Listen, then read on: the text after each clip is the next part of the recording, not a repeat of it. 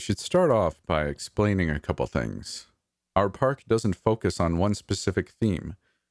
We have four sections that are fenced off from one another. There's a spooky one, a western one, an old-timey Hollywood one, and one that looks like everything there is made of candy. We get a lot of visitors, mostly families and young couples. Every single one of us actors, the actual actors, is assigned to a specific one of the other things. The ones that aren't actors, but pretend to be.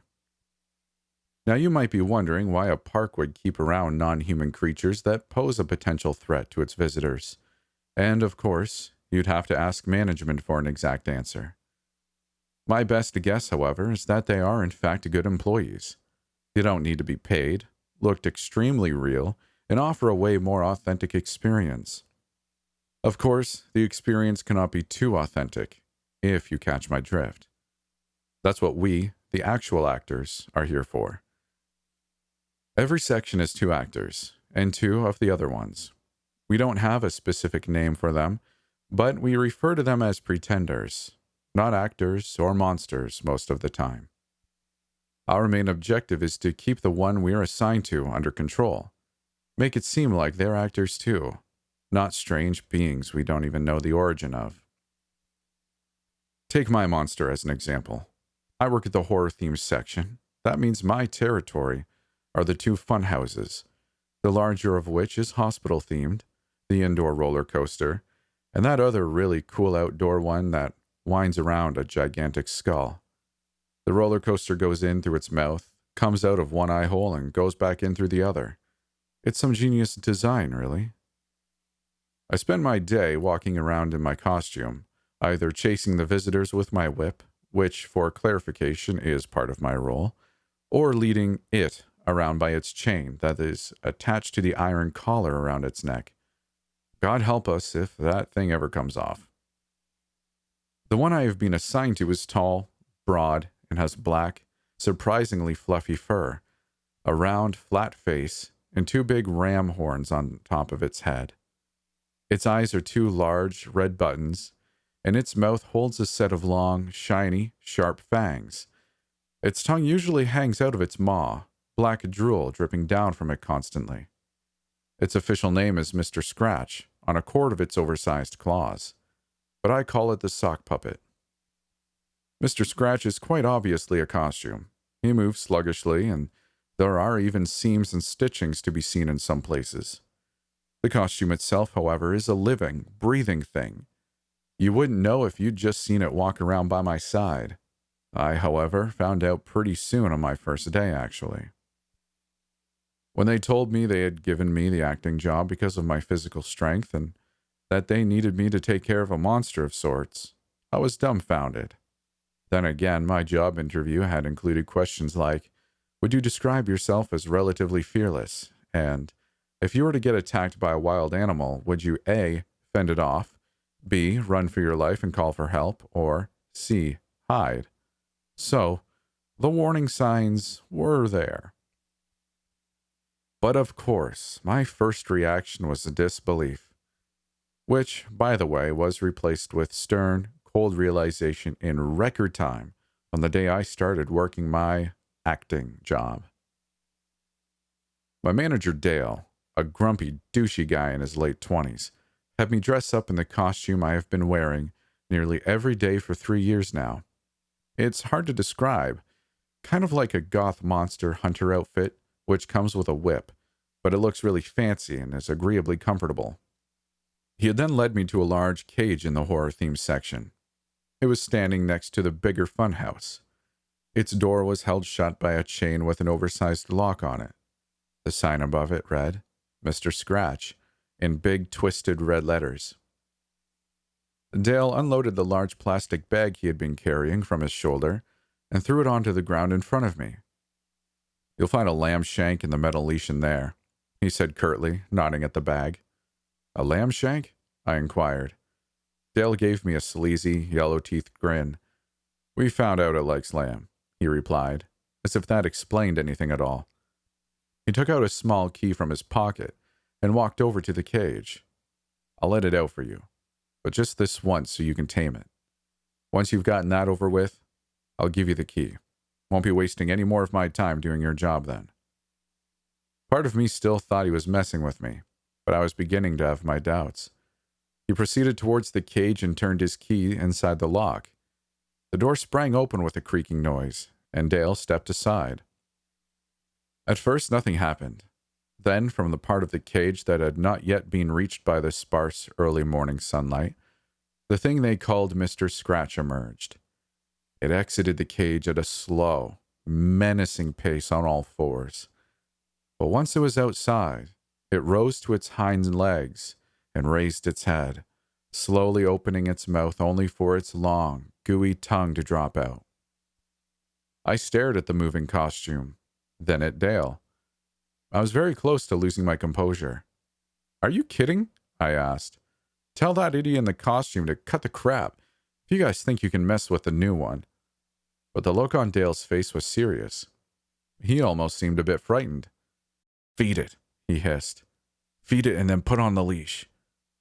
I shook my head and rolled my eyes, but decided to play along. I bent down and picked up the plastic bag, produced the large lamb shank from inside, and waved it at the moving costume.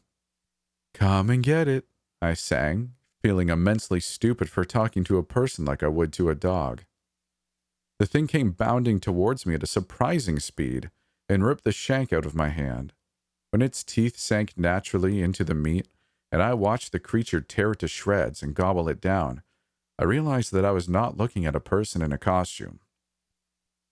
Gripped by a sudden boldness, I slowly took a few steps towards it, reached out and let my palm travel over its shiny black fur. It was warm. I could feel its chest rise and fall, and the muscles underneath its skin pulsing, moving. I was staring at the thing with wide eyes, not believing what I was seeing. Finally, I sprang back into action and picked up the leash from the bag. I attached it to the metal choker and, after making sure I had a good grip on it, gave it an experimental pull. The beast's head jerked towards me, and I stumbled backwards in shock, but quickly managed to regain my footing. Luckily, the thing still seemed to be more interested in its meal than in me. Dale came strolling over and gave me a pat on the shoulder, which, for the record, is the only friendly gesture I've ever gotten from him. He handed me the key for Mr. Scratch's cage and told me to make sure not to lose it. I later asked him jokingly if the creature had ever attacked any of its other caretakers, to which he let out a loud laugh before answering in a suddenly quiet, serious tone. "No, with one exception." "Being?" I offered. Dale laughed once again before adding, "Just the guy before you. He was good at his job, but we had to let him go. You can't be the monster tamer if both your legs are missing." Upon seeing my startled expression, he smirked and told me not to let it get to me. He was sure Mr. Scratch liked me better. He's most certainly not listening to this, so I feel safe here when I say that Dale's an asshole. In regards to the monster, I've already mentioned that I've taken to calling him the sock puppet. After hearing my description of him, I bet you can see where I'm coming from. The sock puppet and I are on pretty good terms, by the way. He's never really caused me any problems. I usually walk him around the park and sometimes let him dash forward to jump scare a visitor, only to then pull him back and hiss at the visitor not to get too close to him. That's our favorite trick. He's run off on me twice before, but those are stories for another day. All in all, Mr. Scratch and I get along pretty well. Too bad you can't say that about some of the other actors and their pretenders. When talking about my coworkers, I guess it only makes sense to start with the one who works in the same part of the park as me. That would be Darius. He's very nice, but easily stressed. He talks a lot about wanting another job, but either that's just an empty phrase of his or he hasn't found one, because he's still around after 3 years of me working here. I met him on my second day on the job. Of course, Dale had failed to introduce me to any of my colleagues. He had simply given me a short overview about who I was yet to meet and what I was to expect. He hadn't put very much effort into his explanation. I was on my way to Mr. Scratch's cage in the early morning, about half an hour before the park's opening time that day. I was already dressed up and ready to release the sock puppet, carrying with me the metal leash and a bag of dog treats, both of which I dropped when I collided with the man in the doctor's outfit, who had seemingly come out of nowhere. By his fake blood-smeared lab coat and the surgical face mask dangling around his neck, I determined him to be another actor. "Hey, I'm Darius. You must be the new tamer," he stammered, and without giving me time to answer, added, "I really need your help right now." "Okay," I responded, taken aback. "What's going on?" "Did Dale already tell you about them?" he asked, and I nodded. He seemed relieved. "Oh, thank God. Okay, so I have to watch out for one myself. She's like a zombie nurse. Hard to describe, but you'll know when you see her. Either way, we can't really put her on a leash like Scratch, so we let her roam around this part of the park freely. Under my supervision, of course. But I kind of lost track of her, and now I don't know where she is. We can't leave her to stroll around the kid-friendly sections or the visitors will freak out. You've got to help me, please. We don't have much time." I abandoned the leash and dog treats, and the two of us got on our way. Darius told me he had already looked for her in our section, so she had to be in one of the others. Our first guess was the Hollywood one, since it was pretty much right next to ours. While we did not find her there, Darius made use of our time by informing me about the workings of the park in a bit more detail. All the not actors are put into cages overnight to keep them from wandering off. Half an hour before opening time, they're being let out. He also told me a few bits about some of the other monsters, but said it would be best for me to find out myself. We didn't pass any on our way through the Hollywood section, but we did find the nurse. She was standing next to a food booth, the owner of which thankfully had not arrived yet. She had her back turned to us and was swaying slightly. Her thigh-length nurse costume was smeared with red stains, not unlike that of Darius. But something told me that no fake blood had been used on hers. "Thank God! There she is," Darius muttered.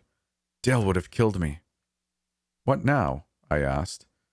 "I'll just walk her back to our section. It's easy as that," he replied. "She's basically brain dead." I watched as he approached her, grabbed her by the shoulders, and turned her around. I nearly gagged upon seeing her face. Half of the lower portion of her jaw was missing. The other half was dangling loosely off her head. Blood was steadily dripping from her tongue, reminding me of that of Mr. Scratch. She was completely unresponsive, her eyes staring past me and Darius into the distance. If she knew we were there, she wasn't letting it on. I followed Darius, who was leading the nurse by her shoulders, back to the entrance of the horror-themed section. There were still 10 minutes left before the park would let in visitors. Upon realizing this, I hurried to release the sock puppet from its cage and put it on its leash. And that was that, basically. The sight of the undead nurse may have grossed me out for a little while, but I learned pretty soon that she wasn't the kind that I needed to fear. There are some much, much worse things in this park than her.